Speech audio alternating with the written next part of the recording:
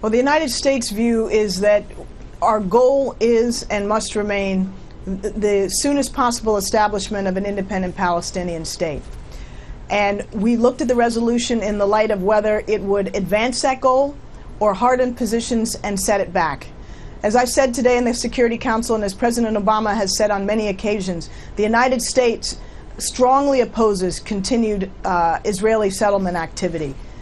So our objection was not on that point. On that point, we were united with the rest of the Council. The question for us was, would this resolution and its adoption advance that goal of achieving an independent Palestinian state, or cause one or both parties to dig in and make it even harder to resume the very necessary process of direct negotiations? But what else are the Palestinians supposed to do? U.S. efforts on peacemaking have hit a brick wall. If the Palestinians can't rely on the United States, why isn't the United Nations the right place for them to go? Because the United Nations can't create an independent state of Palestine. It won't happen. It has to be negotiated between the two parties. There are issues of borders and issues of Jerusalem and difficult issues that divide the two parties that can only be achieved through negotiations. We can have declaration after declaration, but at the end of the day, they don't create facts on the ground. But why veto, though, a policy? Excuse me. Go ahead. Thank you. Our aim is to achieve the goal of an independent Palestine as swiftly as possible. President Obama came to the United Nations last year and envisioned that achieving that goal by September 2011.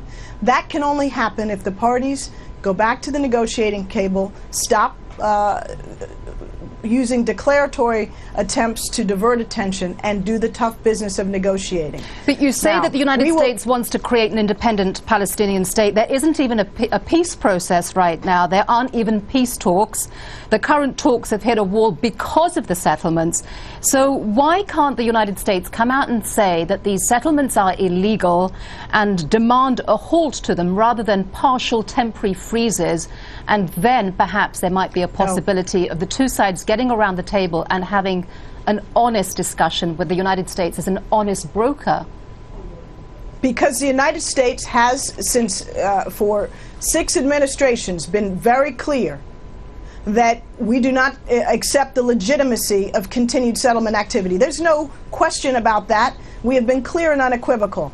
But the question is, if you simply try to make declaratory statements, will that lead to the halt of settlement activity? No. In fact, it might even encourage increased settlement activity. The goal is to achieve a viable, independent, contiguous, democratic Palestinian state. But as a result of this veto, do you think that's what's going to happen, that there will be increased settlement activity now?